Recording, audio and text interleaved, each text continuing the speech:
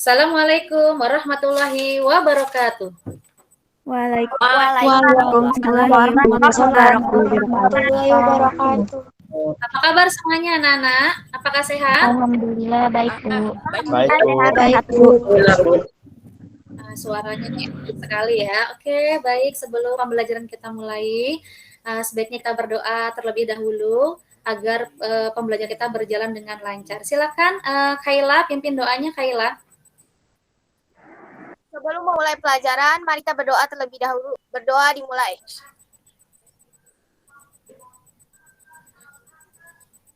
Berdoa selesai. Terima kasih Kaila. Baik, apakah anak-anak sudah mengisi link presensi? Sudah, Bu. Sudah, Bu. Baik, saya cek ya, apakah jumlahnya sama dengan yang di Google Meet? Baik, jumlahnya sama ya nak ya, 16 siswa sesuai dengan yang ada di link presensi.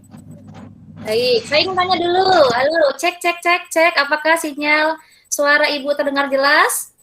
Jelas, Jelas banget, Bu. Jelas. Oke, ya. Jangan lupa anak-anak setelah mengisi link presensi, Bu Heri akan seperti biasa aturan pembelajaran kita hari ini. Yang pertama, anak-anak wajib berpakaian rapi dan tertib. Sudah rapi ya bajunya ya, pakaiannya ya. Kemudian anak-anak dilarang makan ketika pembelajaran. Yang kedua, anak-anak wajib on kamera saat pembelajaran. Yang ketiga, ketika mau menjawab pertanyaan, silakan mic-nya diaktifkan. Namun, ketika tidak berbicara atau tidak mengungkapkan pendapat, sebaiknya mic-nya dimatikan. Sudah jelas? Jelas, Jelas banget, Bu. Sebelum kita memulai pembelajaran hari ini, ya, anak-anak harus tetap semangat meskipun pandemi COVID-19 masih merajalela, namun ini tidak mematahkan semangat anak-anak untuk belajar. Nih, seperti gambarnya Mbah Minto, ya, senyumnya benar-benar senyum dari hati. Bu Heri ingin kita senyum 3 detik ya sebelum pembelajaran agar pembelajaran kita tetap semangat. Oke, Ibu mulai ya dengan hitungan ketiga. 1, 2, 3. Oke, terima kasih. Mengingatkan pembelajaran sebelumnya, masih ingat tentang pembelajaran minggu lalu, yaitu interaksi sosial asosiatif? Interaksi asosiatif adalah interaksi sosial positif yang mengarah kepada persatuan, Bu. Oke, interaksi sosial asosiatif itu mengarah kepada persatuan. Berarti tindakan dan perilakunya positif ya. Ada yang bisa memberikan contoh? Saya, Bu. Ya, silakan, Nak. Contoh asosiatif yaitu gotong royong dan jual beli. Oke, ada gotong royong, ada jual beli ya, maksudnya bergaining atau kerjasama. Silakan ada yang lain bisa memberi contoh? Saya, Bu. Silakan, Nak. Memediasi pihak yang bertikai, asimilasi dan akumulasi. Oke, kita lanjutkan ya. Silakan anak-anak amati gambar. Apa pendapat kalian tentang gambar ini? Tawuran, Bu. Tawuran. Apa pendapat kamu tentang tawuran, WK? Pendapat saya, tawuran merupakan salah satu perilaku negatif, termasuk tindakan kriminal, Bu. Oke, perilaku yang negatif, tindakan yang kriminal. Bagaimana sikapmu apabila kamu berada di tidak sengaja lewat di tempat tawuran? Saya, Bu. Ya, silakan, Nak. Menghindar, ambil langkah 1000 untuk menghindari lokasi tawuran. Oke, ambil langkah 1000, lari secepat kilat ya, tinggalkan TKP. Kenapa harus cepat-cepat meninggalkan daerah yang terkontaminasi oleh tawuran? Tajam. Khawatir senjata tajam ya. Ada lagi selain harus menghindar dari lingkungan yang terkena tawuran atau sedang ada tawuran, ada lagi? Apa yang kalian lakukan? Lapor polisi, Bu. Ya, lapor polisi ya, telepon polisi ya. Kalau lapor polisi mungkin jauh ya pos polisinya, kita bisa telepon polisi ya, atau pengaduan masyarakat supaya aksi tawuran atau kegiatan tawuran ini dapat dibubarkan oleh petugas. Selanjutnya, oke, ketika anak-anak sudah mengamati gambar ya, perilaku tawuran itu tidak sesuai dengan pengamalan Pancasila, sila keberapa ya? Saya, Bu. Ya, silakan, Nak. Pancasila kedua. Sila kedua. Alasannya? Sila kedua yang berbunyi kemanusiaan yang adil dan beradab, sedangkan tindakan tawuran bertolak belakang dari sifat beradab. Iya, karena bisa melukai orang lain ya, bisa mohon maaf membunuh orang lain ya. Ini harus kita hindari ya. Bisa jadi raja tega ini ya kalau membunuh saudaranya sendiri ya. Kita saudara sebangsa setanah air, jadi jangan saling terpecah belah. Lanjut, selain sila kedua ada lagi yang perilaku tawuran yang bertentangan dengan sila dalam Pancasila? Saya, Bu. Silakan, Nak. Sila ketiga. Sila ketiga alasannya? Karena memecahkan persatuan bangsa Indonesia. Iya, betul. Memecah belah persatuan dan kesatuan. Ada lagi selain sila ketiga yang ingin berpendapat? Ada Bu, sila ke-1. Silakan Mutia, sila ke-1. Alasannya Mutia? Karena tawuran membawa senjata tajam dan dapat membunuh orang lain. Membunuh orang lain itu setar dosa. Baik, kita lanjutkan. Nah, pokok-pokok materi pembelajaran kita pada hari ini tentang interaksi sosial disosiatif. Yang pertama adalah pengertian interaksi sosial disosiatif. Yang kedua, kita akan membahas tentang jenis interaksi sosial disosiatif. Jenis interaksi sosial disosiatif ada 3. Yang pertama adalah persaingan, yang kedua adalah konflik, yang ketiga adalah kontravensi. Nah, dari ketiga ini nanti kita akan mempelajari tentang pengaruh interaksi sosial disosiatif terhadap kehidupan ekonomi, sosial, budaya, serta upaya pencegahannya dalam masyarakat. Oke, sebelum kita lanjut ke pembelajaran, silakan anak-anak mengerjakan pretest terlebih dahulu ya. Sebagai awal pembelajaran, Bu Heri ingin sejauh mana anak-anak sudah memahami pembelajaran kita pada hari ini. Dipersilahkan, Nak.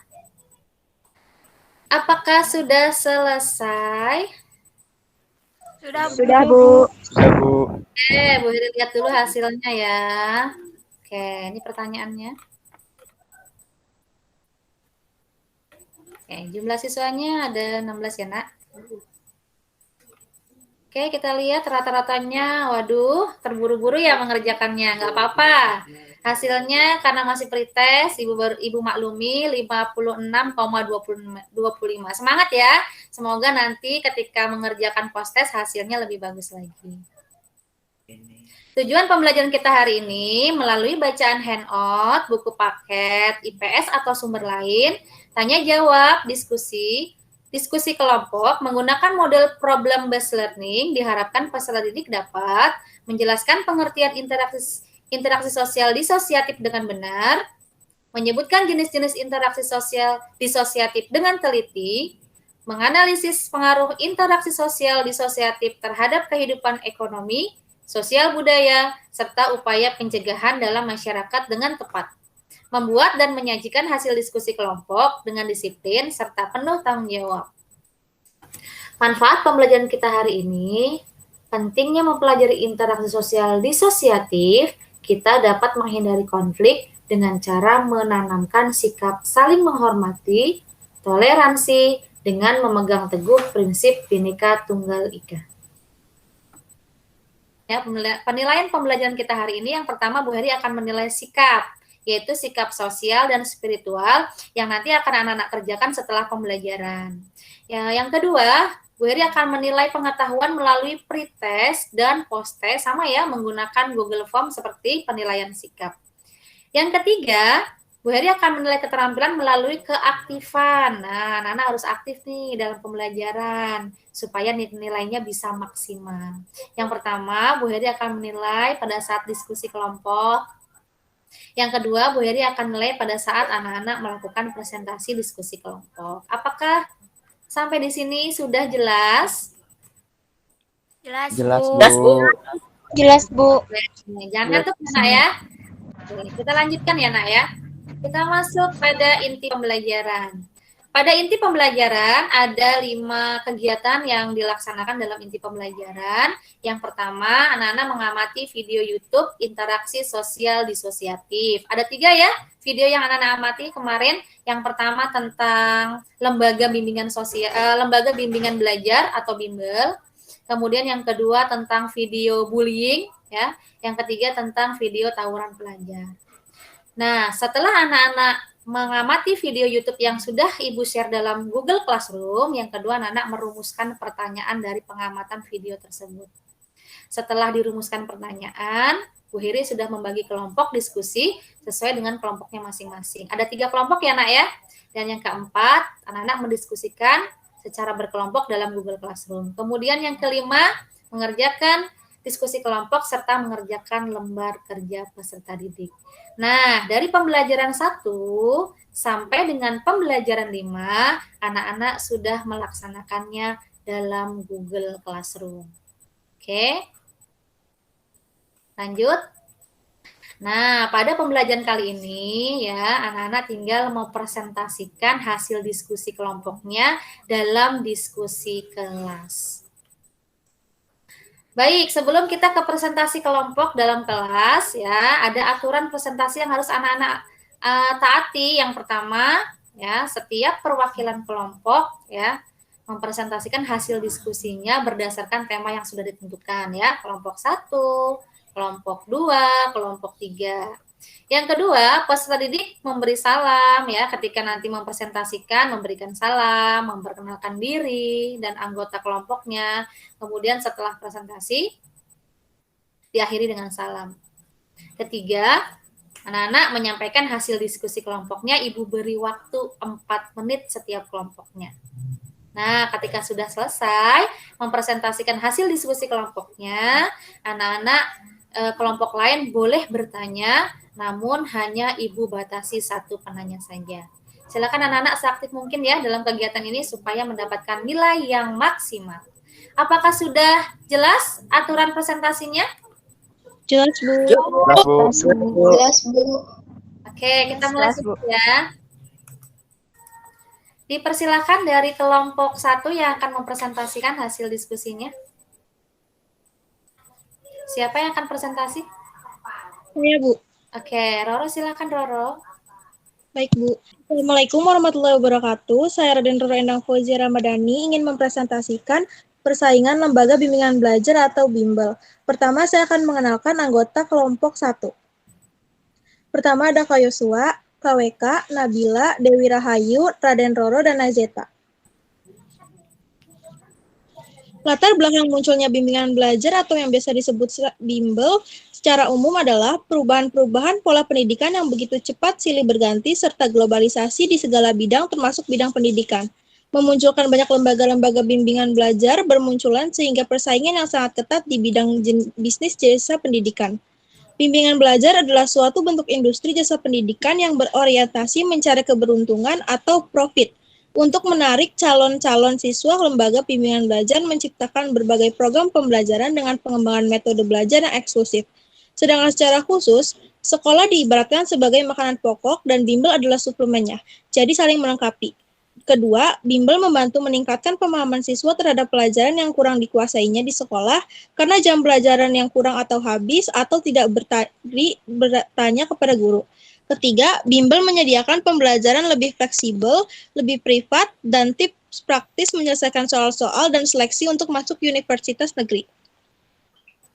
Dampak persaingan lembaga bimbingan belajar pada bidang ekonomi di dampak negatif adalah strategi persaingan lembaga bimbingan belajar baik konvensional maupun online memberikan harga diskon yang variasi dan kompetitif serta jaminan lulus dengan nilai bagus sehingga menguntungkan masyarakat untuk memilih layanan bimbel dengan harga terjangkau namun tetap berkualitas. Sehingga bimbingan belajar yang tidak mampu bersaing akan gulung tikar. Bagi orang tua yang tidak cukup dana tidak bisa memasukkan putra-putrinya belajar pada lembaga bimbingan belajar. Lembaga pendidikan dijadikan ajang bisnis pendidikan dengan perdagangan melalui iklan dan promosi biaya. Untuk dampak positifnya, banyaknya lembaga bimbingan belajar di Indonesia membuka lowongan pekerjaan bagi tenaga pendidik untuk menjadi guru pengajar dengan honor yang menjanjikan sehingga dapat meningkatkan kesejahteraan guru pengajarnya. Dampak persaingan lembaga bimbingan belajar pada bidang sosial budaya adalah lembaga bimbingan belajar berlomba untuk menjamin para siswa lebih percaya diri untuk bisa lolos masuk sekolah favorit atau perguruan tinggi. Peran orang tua sebagai pendidik utama anak dinilai memudar karena orang tua semakin bergantung pada lembaga pendidikan di luar keluarga seperti sekolah atau bimbingan belajar dengan alasan sibuk bekerja. Padahal pendidikan dalam keluarga merupakan faktor terpenting bagi keberhasilan anak. Untuk saran dan solusi, diperlukan peranan pemerintah dalam mengatur semua lembaga pendidikan nasional di Indonesia. Pemerintah wajib menertibkan lembaga informal dan non-formal guna terwujudnya tujuan pendidikan nasional. Kedua, peranan pendidikan formal sebagai lembaga resmi negara untuk mencerdaskan anak bangsa harus selalu berbenah diri dan tidak dapat melimpahkan tanggung jawab pendidikan yang diembannya kepada lembaga bimbingan belajar. Ketiga, orang tua perlu menyadari bahwa peranannya sebagai pendidik yang pertama dan utama tidak dapat digantikan oleh pendidikan lainnya. Keempat, sekelumit permasalahan pendidikan dan permasalahan dalam masyarakat Indonesia seharusnya menjadikan lembaga bimbingan belajar sebagai sebuah jalan keluar yang mudah dijangkau oleh semua orang agar hak atas pendidikan dengan harga terjangkau dan mempunyai kualitas yang dapat dipertanggungjawabkan bisa dimiliki setiap orang. Kelima, lembaga bimbingan belajar seharusnya tidak hanya memikirkan kepentingan bisnisnya semata, namun bisa memberikan nilai lebih kepada para orang tua yang menitipkan anak-anak di sebuah bimbingan belajar. Sehingga cita-cita Indonesia untuk memiliki kualitas sumber daya manusia yang berkualitas serta dapat bersaing dalam dunia globalisasi. Sekian dari kelompok 1. Wassalamualaikum warahmatullahi wabarakatuh. Matur sukma, terima kasih. Terima kasih kelompok 1 yang sudah presentasikan hasil diskusi kelompoknya. Baik, dari kelompok lain apakah ada yang ingin bertanya? Dipersilahkan. Ya, Bu. Ya, silakan, Nak. Bagaimana strategi lembaga bimbel konvensional bersaing dengan lembaga bimbel online di masa pandemi COVID-19? Baik, siapa yang akan menjawab dari perwakilan kelompok 1? Saya akan menjawab, Bu. Silakan, Yosua. Pada zaman pandemi ini, bimbel konvensional itu harus menerapkan protokol kesehatan yang ketat supaya kegiatan belajar mengajar itu menjadi lebih terjamin dengan kesehatannya. Kedua, memperbanyak diskon dalam bimbel konvensional karena banyak orang yang mencari harga yang rendah untuk memasukkan anaknya ke dalam bimbel tersebut.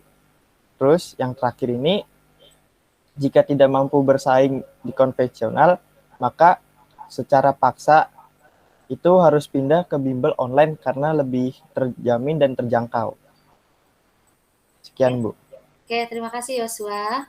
Oke ya, jadi dalam lembaga bimbingan belajar itu ada 2 jenis. Yang pertama adalah bimbingan belajar konvensional, dan yang kedua adalah lembaga bimbingan belajar online.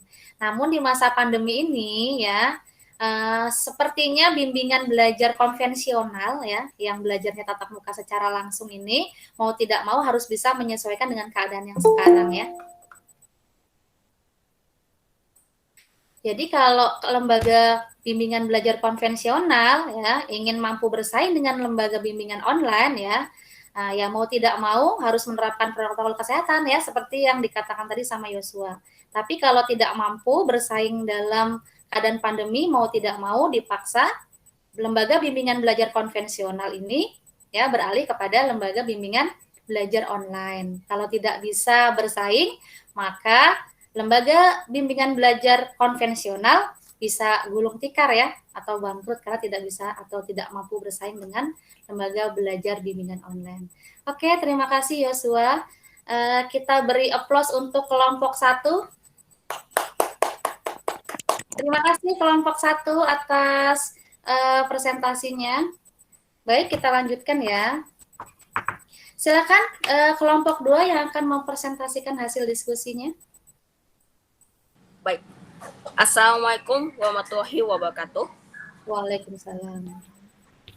Saya Dava Benaya dari kelompok 2 ingin memperkenalkan nama-nama anggota kami. 1 Mutia, 2 Dava, 3 Kendi, 4 Rahma, 5 Nazita, dan 6 Kaila. Bullying yang terjadi di lingkungan sekolah. Stop bullying. Latar belakang terjadinya bullying di sekolah. 1. Teman yang tidak harmonis, broken home. 2. Teman sebaya yang memberi pengaruh negatif. 3. Pengaruh melihat tontonan kekerasan pada media sosial dan mempraktekannya. 4. Rasa iri si pelaku karena korban ia tidak memiliki keistimewaan yang sama dengan orang tersebut. 5. Tak jarang pelaku sengaja melakukan penindasan ke orang lain hanya untuk mencari perhatian. 6. Kesulitan mengendalikan emosi ketika marah dan frustasi, sehingga dilampiaskan dengan tindakan intimidasi ke orang lain. Dampak bullying terhadap kehidupan sosial budaya dalam masyarakat. Munculnya berbagai masalah mental seperti depresi, kegelisahan, dan masalah tidur. Masalah ini mungkin akan terbawa hingga dewasa. Keluhan kesehatan fisik seperti sakit kepala, sakit perut, dan ketegangan otot. Rasa tidak aman saat berada di lingkungan sekolah. Penurunan semangat belajar dan prestasi akademis. Dan dalam kasus yang cukup langka, anak-anak korban bullying mungkin akan menunjukkan sifat kekerasan. Dampak perilaku bullying terhadap bidang ekonomi dalam masyarakat. Perilaku bullying sampai pada tingkat kekerasan fisik akan mengakibatkan luka ringan sampai luka serius, di mana korban harus dialihkan ke rumah sakit dan membutuhkan biaya untuk membayar jasa pengobatannya. Biasanya, biaya ditanggung oleh orang tua yang anaknya menjadi pelaku bully. Upaya pencegahan perilaku bullying. 1. Tunjukkan prestasi akademik maupun akademik. 2. Jalin pertemanan dengan banyak orang. 3. Tumbuhkan rasa percaya diri. 4. Tidak terpancing untuk melawan. 5. Jadikan bulian sebagai penyemangat untuk sukses. 6. Jangan menunjukkan sikap takut atau sedih. Dan 7. Laporkan pada pihak berwenang, guru, orang tua bila terjadi bully pada dirimu atau orang lain. Demikian dari saya. Terima kasih. Atur nuhun. Wassalamualaikum warahmatullahi wabarakatuh. Terima kasih kelompok 3. Baik, sebelumnya Ibu mau mengingatkan terlebih dahulu. Mohon maaf Sela. Sela bisa on kamera Sela? Iya, Bu. Baik, Iya, Bu. Sela. Baik, apakah ada pertanyaan dari kelompok lain atau peserta didik lain? Ada, Bu. Saya, Bu. Ya, dipersilakan Nabila. Bagaimana cara mencegah bullying yang marak terjadi pada sosial media? Baik, dipersilakan kelompok 2 yang akan mewakili. Saya Bu Kaila. Baik, silakan Kaila. Cara mencegah bullying di media sosial, yaitu jalin pertemanan yang banyak dan positif. Menumbuhkan rasa percaya diri, tidak takut dan sedih, tidak kawan. Selalu memberitahu orang tua atau guru jika terancam dibully. Hindari bullying di media sosial. Hindari kata-kata atau tontonan yang bersifat negatif. Sekian, Bu. Oke, terima kasih. Kaila dari kelompok 2, betul ya yang dikatakan kelompok 2, harus pandai-pandai memilih teman ya. Kalau ada teman yang punya temperamen ekstrim ya, kemudian mudah marah, kemudian ringan tangan apalagi ya, itu harus dijauhi ya. Kemudian harus berkata-kata atau bersikap dalam media sosial itu harus dengan perilaku yang positif agar tidak mengundang hal-hal negatif pada diri kita atau orang lain. Baik, kelompok 2 sudah sangat bagus presentasinya. Kita beri aplaus dulu untuk kelompok 2. Terima kasih kelompok 2. Kita beralih ke kelompok 3. Dipersilahkan kelompok 3 yang akan mempresentasikan hasil diskusinya. Baik, Bu. Oke, Assalamualaikum warahmatullahi wabarakatuh. Waalaikumsalam. Kami dari kelompok 3, saya memperkenalkan anggota kelompoknya terlebih dahulu. Yang pertama ada Muhammad Rasya Ramadan, yang kedua ada Fiarnita, yang ketiga ada Robiatul Adawiyah, yang keempat Yoel, yang kelima Sela Praditasari, dan yang keenam Bahtiar. Di sini saya mau presentasikan tentang tawuran pelajar di kalangan remaja. Ini adalah contoh gambar tawuran di kalangan remaja. Latar belakang tawuran pelajar, yaitu pertama, kurangnya perhatian, komunikasi, kasih sayang dari keluarga. Yang kedua, salah memilih teman dalam pergaulan. Yang ketiga, mengalami krisis identitas. Yang keempat, memiliki kontrol diri yang lemah.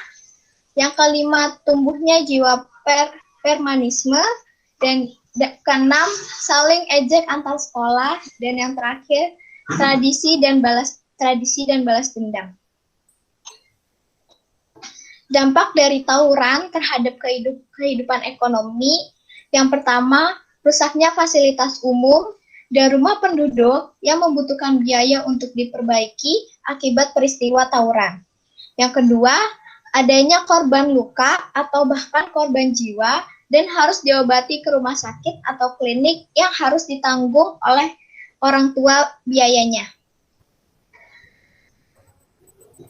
Dampak tawuran pelajar terhadap kehidupan sosial budaya masyarakat, yaitu yang pertama, hilangnya nilai-nilai sosial seperti perasaan peka, toleransi, tegang rasa, dan saling menghargai. Yang kedua, rusaknya mental dan menurunnya moralitas para pelajar atau generasi muda. Yang ketiga, rusaknya nama baik sekolah, menurunkannya prestasi siswa, dan terganggunya proses belajar. Yang keempat, secara psikologi dapat menyebabkan stres, frustasi, bahkan traumatik dalam diri individu. Dan yang terakhir, menimbulkan rasa cemas dan khawatir orang tua siswa.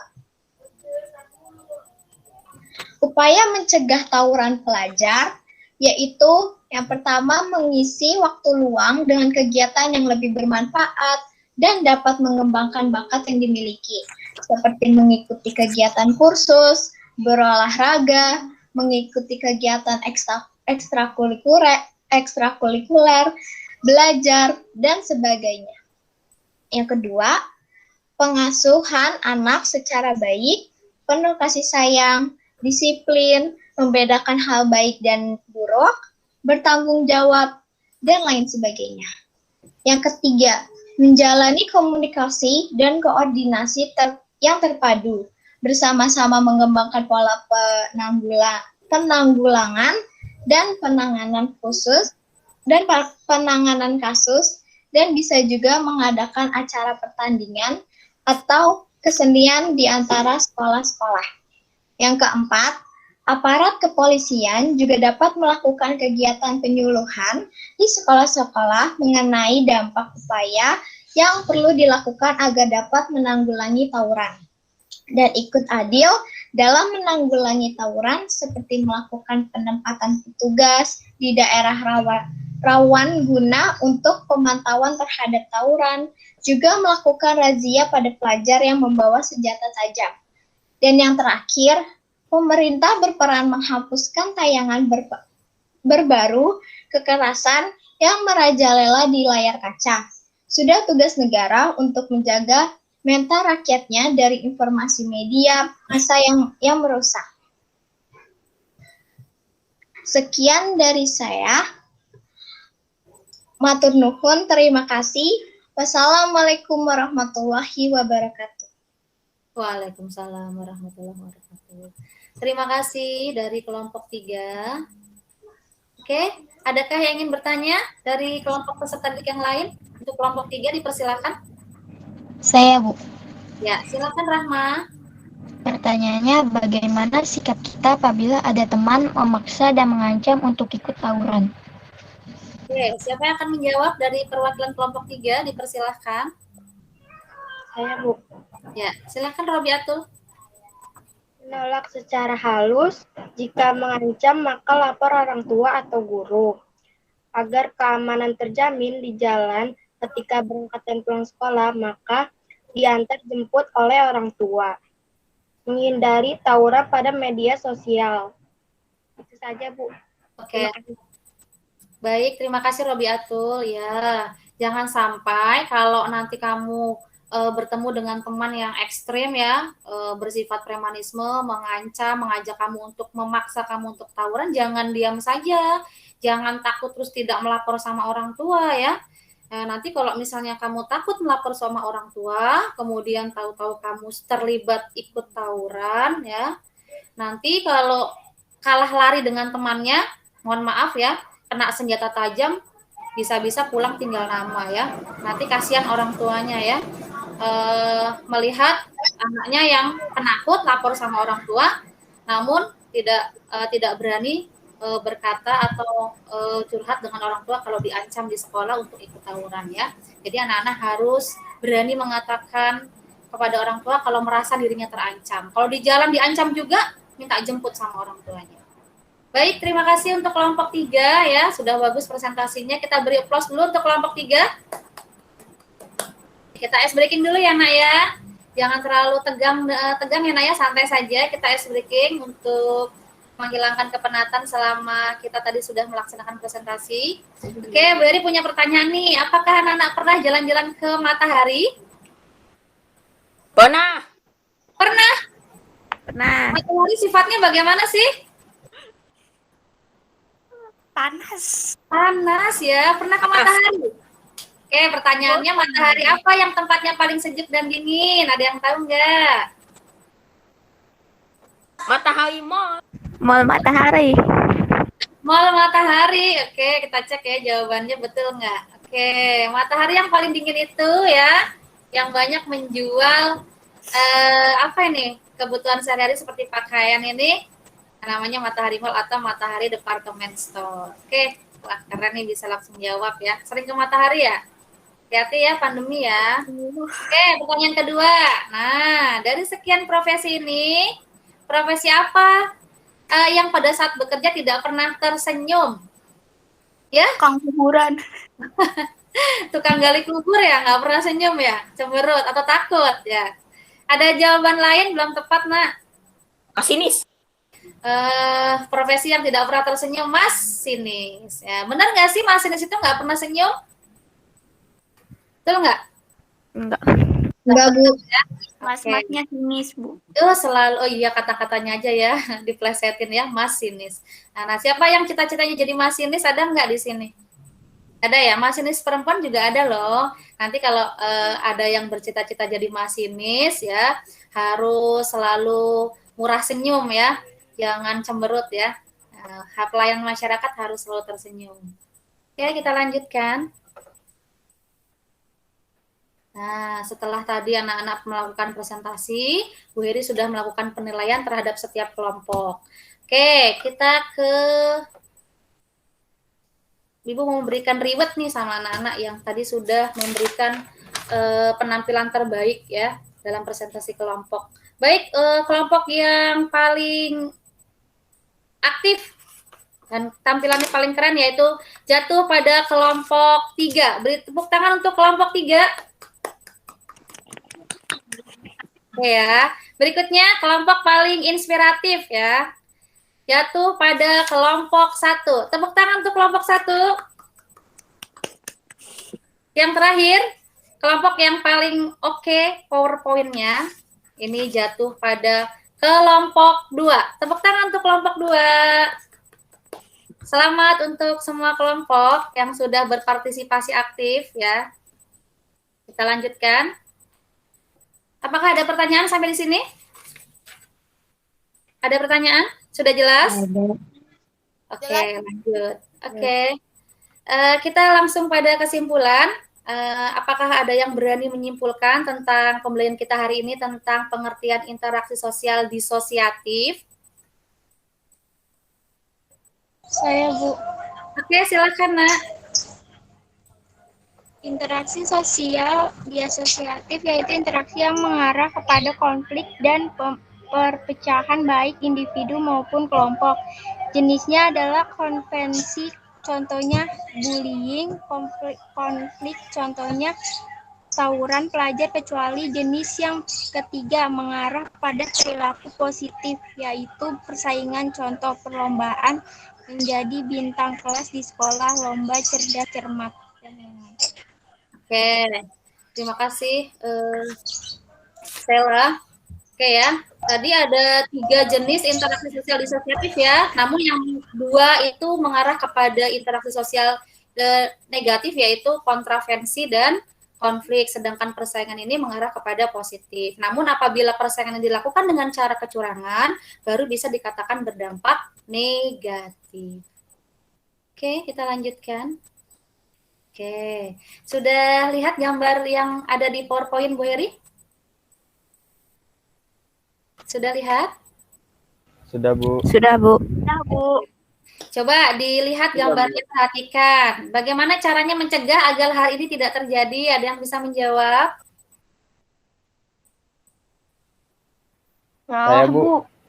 Ya, silakan Yosua. Yang lebih tua lebih ngalah, Bu. Oh, kalau ini kembar, Nak, gimana? Kalau kembar ya orang tuanya harus beliin mainan yang sama supaya nggak ada iri-irian. Kalau anaknya kembar, sebaiknya menghindari hal ini, orang tuanya seharusnya membelikan mainan yang sama ya, sehingga hal ini tidak terjadi. Atau bagaimana? Yang satu harus bagaimana? Supaya tidak bertengkar. Main bareng aja, Bu. Main bareng aja. Oke. Kemudian atau secara bergantian. Secara bergantian mainannya, Dek, atau Kakak dulu ya, atau ini kan sama ya umurnya ya. Nanti gantian ya mainnya. Oke, gambar berikutnya, Bu Heri punya pertanyaan berikut. Kira-kira dari kegiatan ini apa manfaatnya ketika kalian melakukan apa ini gambarnya? Cerdas cermat di sekolah. Apa manfaatnya kira-kira dari gambar ini? Saya, Bu. Oke, silakan. Manfaat gambar tentang lomba cerdas cermat yaitu meningkatkan pengetahuan dan keterampilan siswa agar tercipta generasi yang cerdas, integritas, dan handal. Sekian dari saya. Oke, terima kasih Bernita, mengasah kemampuan ya, pengetahuan maupun keterampilan. Oke, kita lanjutkan. Kita sampai pada kegiatan refleksi. Bu Heri mau tanya dulu, apakah pembelajaran hari ini menyenangkan, Nak? Menyenangkan, Bu. Oke, ada yang bisa mengungkapkan pembelajaran menyenangkan yang bagian mana? Pada saat senyum 3 detik dan ice breaking. Oh, pada saat ice breaking, Bu, ya. Pada saat senyum tadi ya. Oke, pengalaman baru apa, Nak, yang kamu dapat selama pembelajaran pada hari ini? Pengalaman baru yang saya dapat, jadi saya jadi tahu bagaimana jadi pendidikan yang terjangkau namun berkualitas untuk saya ikuti, menambah pelajaran dengan target mendapatkan SMA negeri. Oke, terima kasih Kaila. Wah, Kaila dapat pengalaman baru ya tentang bimbingan belajar konvensional maupun bimbingan belajar online. Bisa memilih ya mana yang paling baik untuk diikuti. Oke, yang ketiga, nilai-nilai apa Nak yang bisa diambil dalam pembelajaran kita hari ini? Saya, Bu. Silakan. Nah, Nilai yang kita dapat, saya mempunyai keberanian dan lebih percaya diri dalam mengungkapkan pendapat. Pas di saat sesi tanya jawab menganalisa gambar pada kegiatan pembelajaran, tentunya juga mendapatkan nilai kerjasama dalam diskusi dan kekeluargaan gitu, Bu. Oke, terima kasih Candy. Candy lagi lebih percaya diri ya ketika mengungkapkan pendapat, ketika mengamati gambar, kemudian mengungkapkan apa yang dilihat ya. Jadi lebih percaya diri dan saling bekerja sama ketika melakukan diskusi kelompok. Baik, kita sampai pada rencana tindak lanjut. Karena tadi pembelajaran kita membahas salah satunya tentang konflik tawuran ya, Bu Heri akan memberikan tugas kepada anak-anak salah satu kegiatan untuk mengisi waktu luang nih yang positif ya. Ketika kita bisa menghindari hal-hal yang negatif, anak-anak bisa melakukan olahraga misalnya. Di sini Bu Heri contohkan bersepeda atau jogging ya, mengisi waktu luang. Kemudian yang kedua ada Ibu Heri contohkan ini tentang melukis atau hobi yang akan kamu salurkan ketika kamu mengisi waktu-waktu luang kamu ya, dengan kegiatan yang positif.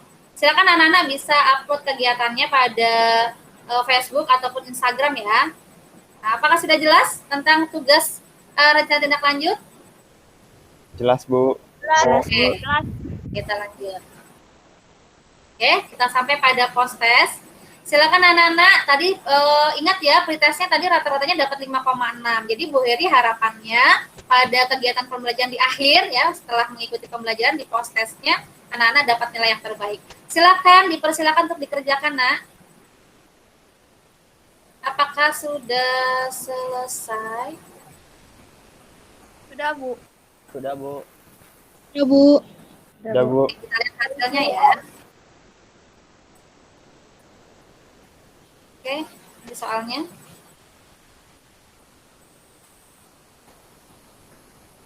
Kita lihat ada 16 peserta didik.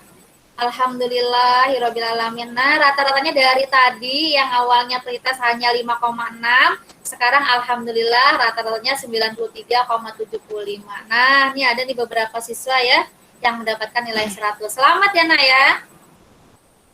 Setelah pembelajaran, di pembelajaran berikutnya anak-anak silakan membaca materi selanjutnya yaitu tentang lembaga-lembaga sosial. Terima kasih ya, pembelajaran hari ini sangat menyenangkan ya.